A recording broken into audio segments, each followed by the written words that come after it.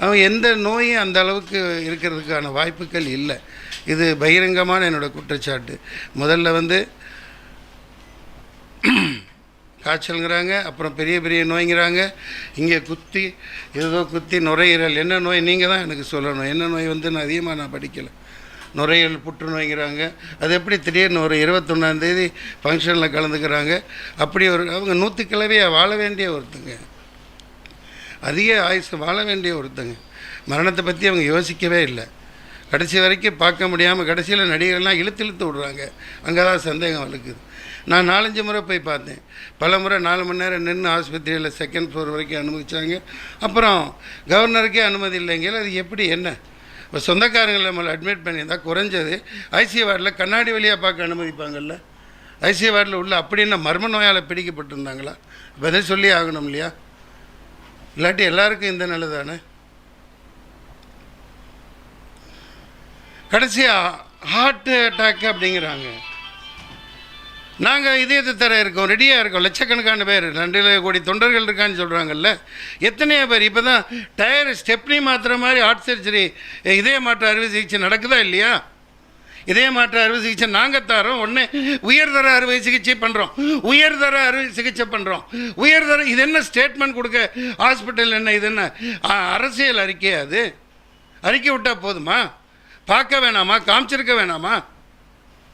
எவ்வளோ பெரிய அராஜகம்! என்னோடய குற்றச்சாட்டு இது நிச்சயமாக மாண்புமிகு முதல்வர் ஜெயலலிதா அம்மையார் அவர்களின் மரணம். அடிச்சிருக்காங்கன்னெல்லாம் கேள்விப்படுறேன், பல பத்திரிகைகளில் வந்திருக்கு, உங்களுக்கே தெரியும். எல்லாமே அமைதியாக இருந்துட்டா எப்படி? இது என்ன? இது நாடா? இது என்ன? அப்படி என்ன அடிமைப்பட்டு வாழ்ந்த விட செத்து மடியலாமே. வேலைக்காரி பார்த்துருக்காங்களா, ஹெல்ப் பண்ண போனாங்களா, அவங்கள துரத்தி விட்டாங்க. சிசிடிவி பதிவு ஒட்டு மொத்தமாக போயஸ் கார்டனில் இருந்து வெளியில் போகையில் வரையில் ரோட்டில் சாதாரண இதில் இருந்தெல்லாம் ஒரு மர்டரை கண்டுபிடிக்கலையா? அதே மாதிரி இந்த ஹாஸ்பிட்டல் பதில் சொல்ல கடமைப்பட்டிருக்கு. பிரதாப் ரெட்டி பதில் சொல்லியே ஆகணும். இது ஒரு her life is very much precious, very much precious. அது எப்படி ஒரு மறைச்சு மறைச்சு மறைச்சு மறைச்சு காலி பண்ணிட்டு இப்படி சொன்னால் இதுக்கு என்ன அர்த்தம்? சந்தேகமல் ஆர்ஜிதமான உண்மை, உண்மை. அவர்கள் மரணிக்க வைக்கப்பட்டிருக்கிறார்கள். அடிச்சிருக்காங்க, கீழே கிடந்திருக்காங்க. இந்த அளவுக்கு ஒத்த பொம்பளை, அவங்க சொந்தக்காரங்க யாரும் இல்லை. என்ன சந்தேகம்? இவங்களை கூட நின்றுட்டு இருந்தவங்கெல்லாம் என்ன இவங்களா? எல்லாரும் எல்லாத்தையும் அவங்க என்ன முன்னாடி என்ன ஸ்லோ பாய்சன் கொடுக்கப்பட்டது அப்படின்னு கண்டுபிடிச்சி ஜெயிலில் போட்டாங்களா இல்லையா? அம்மா போட்டாங்களா இல்லையா? சொல்லுங்கள். அந்த பேர் தானே சுத்தமாக நின்றுட்டு இருந்தாங்க. மொத்தமாக அவங்க தானே நின்னாங்க. ஏங்க உயிரோடு இன்றைக்கி வந்துடுவாங்க, நாளைக்கு வந்துடுவாங்க. அதுதானே ட்ரீட்மெண்ட். உயர்தர சிகிச்சை ஜப்பான்லேருந்து வர்றார், அங்கேருந்து வர்றார், இங்கேருந்து வர்றார். கொடுங்க, மக்களுக்கு காட்டுறதுல என்ன தப்பு? இது நம்ம கேட்குறதுல தப்பு ஒன்றும் இல்லையே. தூக்கம் வரலை, என்னால் தூங்க முடியல. இப்படி திடீர்னு மரணம் அறிவிக்கப்பட்டவங்களா மாறுவாங்கன்னு எனக்கு தெரியல. பொதுநல வழக்கை சாதாரணமாக போடுறதுனால அவங்க போலீஸ் தான் இருக்குது. சென்ட்ரல்லையும் அவர் யாரை மோதி கட்டி பிடிக்கிறாரோ அவர் எல்லாம் கருப்பு பணம் முதலையாக தான் இருக்காங்க. அவர் கருப்பு பணத்தை ஒழிக்கிறேன்னு சொல்லிட்டு நான் அவருக்கு எதிராக நான் சொல்லிக்கிட்டே இருக்கேன். எல்லாம் பாருங்க, 100 கோடி, 500 கோடி, 1000 கோடி, 300 கோடி அவங்களுக்கெல்லாம் எங்கேருந்து கிடைக்குதோ தெரியல. நமக்கு அந்த 24,000 ரூபாய்க்கு மேலே பணக்காரன் எடுக்க முடியல. அப்படி இருக்கையில் நான் எங்கே நீதி கிடைக்கும்? நீதிமன்றம், உச்ச நீதிமன்றம் அதுக்கு ஒரு ப்ரப்போஸ் பண்ணி உங்கள்ட்ட ஐடியா வாங்கித்தான் நான் வழக்காடு கண்டிப்பாக செஞ்சாகணும். எல்லாருமே செய்யணும். முக்கியமாக அவங்க கூட இருக்கிறவங்க யார்? சசிகலா அவங்க இருக்கலாம், அவங்க உதவியாளராக இருக்கலாம். கண்டிப்பாக அவங்க தானே அட்மிட் பண்ணது. இத்தனை குடும்பம், இத்தனை அவங்கள தானே நான் சொல்லிக்கிட்டு வரேன், அவங்கள தான் நான் சொல்லிட்டு வரேன். இதில் பயம் என்ன?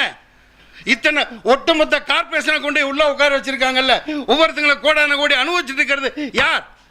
சிசிடிவி பதிவு அப்போலோவில் உள்ளே போகிறதுல இருந்து ஆப்ரேஷன் பண்ணுறது சாதாரண பொண்ணு குழந்தை டெலிவரி ஆகிறது கூட இப்போ எடுக்கிறாங்க, கணவனை எடுக்கிறாங்க. அந்த அளவுக்கு விஞ்ஞானம் முன்னேறி இருக்குது. இந்த வாட்ஸ்அப் அது இதுன்னு இத்தனை இருக்குது. அப்போ இருக்கிற காலகட்டத்தில் இப்போ இது எந்த இது இருட்டடிப்பு பண்ணக்கூடாது. அந்த உள்ள போயில் எப்படி போனாங்க? சாதாரண காய்ச்சல் தானே போனாங்க. அது வரணும், தெரியணும். இவங்க இப்போ கலைஞர்லாம் உள்ளே போகிறார், வர்றார், காமிக்கிறாங்க.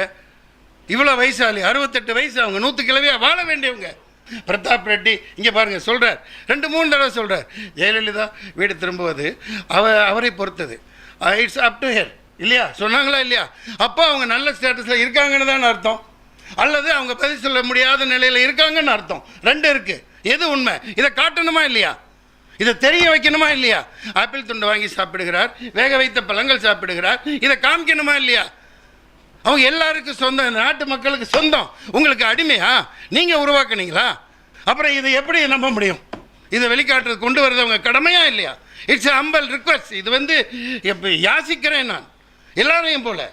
நான் எதுக்கு பயந்தவனுக்கு எந்தவனுக்கு? நான் சாதாரண ஆள், தூக்கம் அல்ல. ஒவ்வொரு மனுஷன் இது சாதாரண ஒரு ஒட்டுமொத்த மக்களை முட்டாளாக்கிட்டு ஒரு முதல்வர் காமிக்கக்கூடாதவங்களா அவங்க?